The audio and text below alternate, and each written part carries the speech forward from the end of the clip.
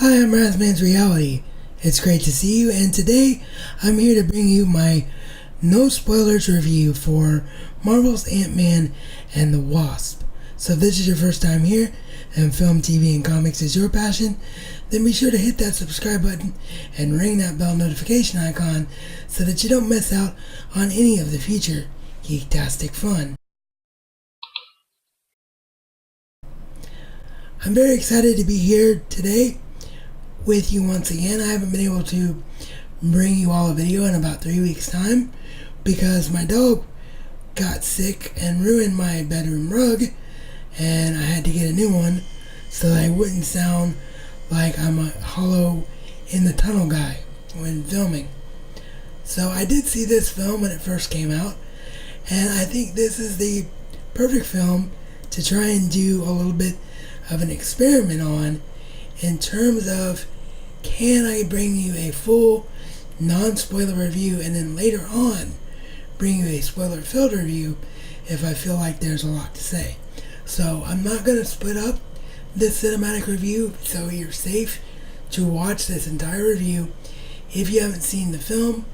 So let's begin with where we all had questions from, which is after the events of Infinity War and Scott Lang or Hope Van Dyne, Ant-Man and the Wasp, not being a part of Avengers Infinity War, why did that happen, and why is this a prequel before Infinity War? How do they set that all up? And they do it in a very logical way, and of course this isn't a spoiler because it's been in every trailer and every piece of promotional video for the film. Scott's under house arrest for the incident from Captain America Civil War where he helped Steve Rogers. So that's how they get around the issue, and through the course of the film they address the issue of, okay, why didn't Scott call Hope? Because Hope could have helped Scott from being captured and being under house arrest in the first place. So that's all very well done, and they wrap up the loose threads from the Avengers Infinity War continuity very, very well in this film. The other thing they do very, very well in this film is they have a tremendous amount of character progression, because in this you do not feel as though you are watching the same story. You feel like there's much more of a story here to tell, and it's not just, oh look, Ant-Man can do tricks, Ant-Man can grow big, Ant-Man can be small, he can do this, that, and the other. Oh look, Hope might actually get to do something in the future. There's actually much more of a storyline here, so they did a really good job of that. They kept your interest throughout the film, and all the character arcs in the film make sense. You get to see that the house arrest has actually helped Scott grow his relationship with his daughter a lot. I'm not going to talk about how or what their relationship is, but that's there. You get to see the inevitable fallout from Hank and Hope being discovered by the government after the incident with Scott, and that's handled really well. And you get to see a villain or a villain arc that kind of ties into Hank Pym's past. So it's all flowed together really, really well.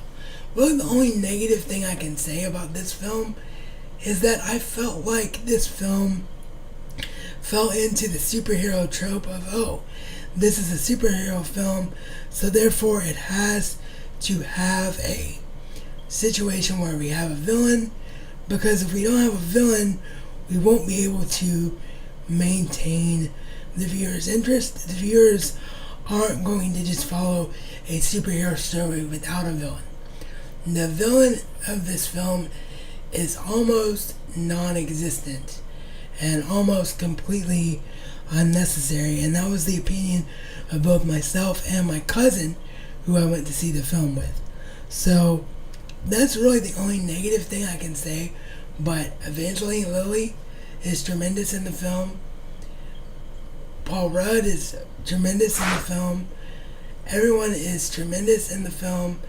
Lawrence Fishburne, his cameo and the way his character is brought in, I thought was pretty cool. So there's really not a lot you can say.